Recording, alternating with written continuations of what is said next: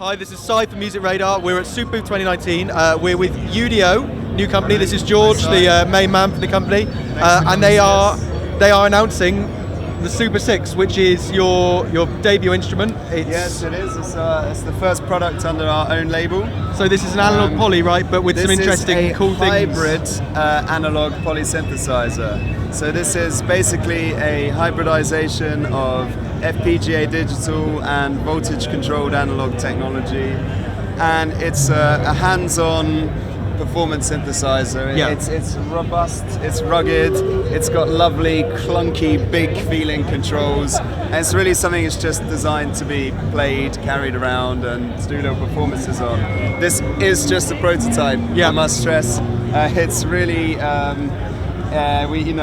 we almost didn't bring it. Yeah, so we came to see you in your offices a couple of weeks ago, and you had a version of this without even a case or anything on it when we last saw you. So you've actually got a nice proper. I mean, it was the last few weeks we've seen. I mean, really, we probably should have held back, but it was fun to bring it, and it was nice for people to come and see it, and it does make some great sounds. I think, in my opinion, still. So we just thought, hell, we'll go for it. Here's the place. People are understanding, and hopefully your readers are understanding that everything's improvised. There's no presets on here.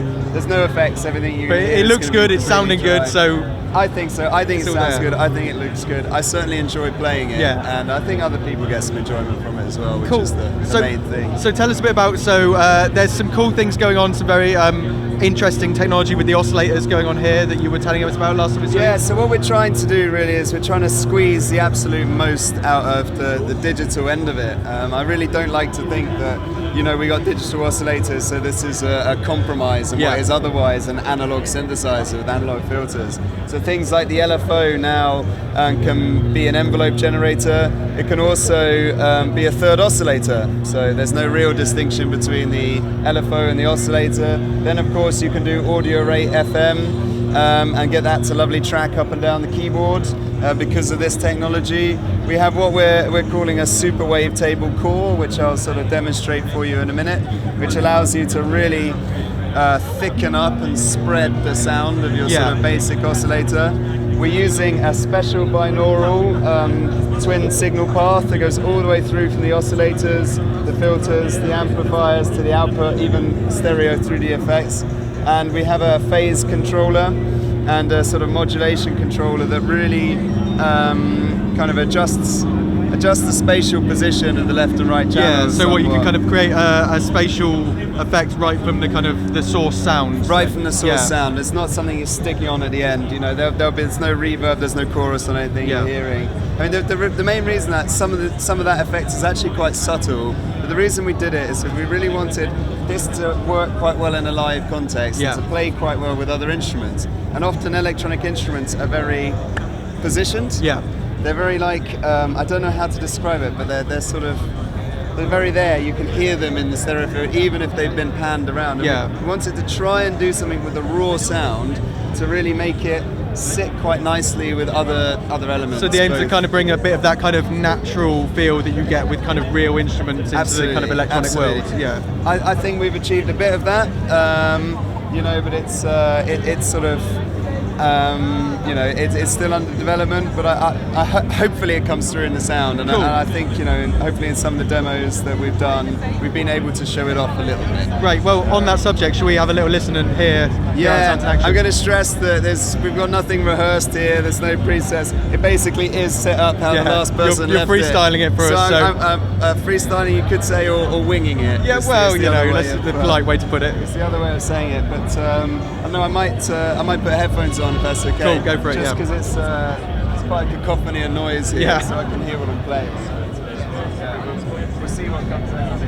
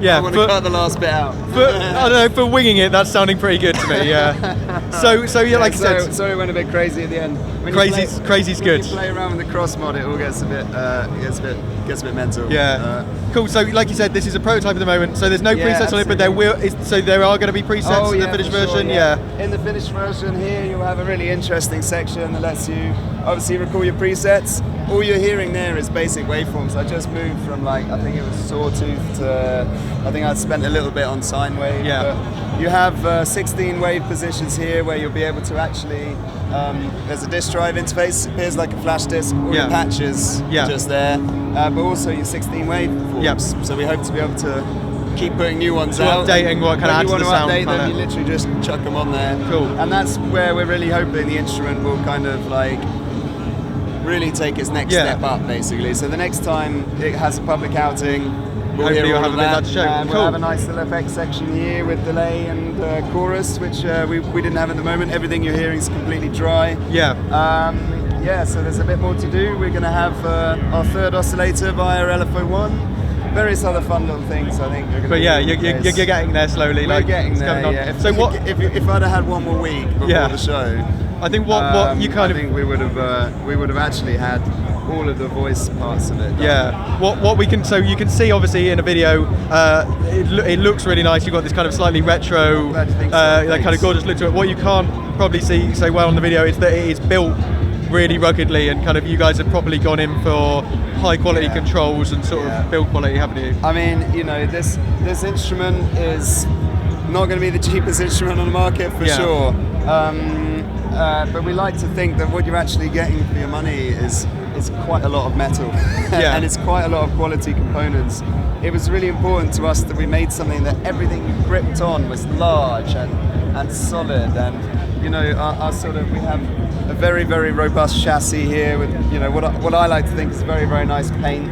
If you look around the back of the instrument here, you'll see it's all, you've got a nice lid to grab onto. Everything is built. And lots of nice hands-on control that isn't going to snap off if you get a bit vigorous with it. And if you snap a slider cap or something, then just get in touch with us. We'll send you another one. Cool. So obviously there's still an early version. What can you tell us about when you're hoping to have it finished? We're hoping to have this out autumn this year. And have we worked out a price point, a rough one yet? We can't commit 100% either to a date or a price point, but we're going to be a bit north of £2,000, somewhere between £2,000 and £2,500 UK street price. Cool, great.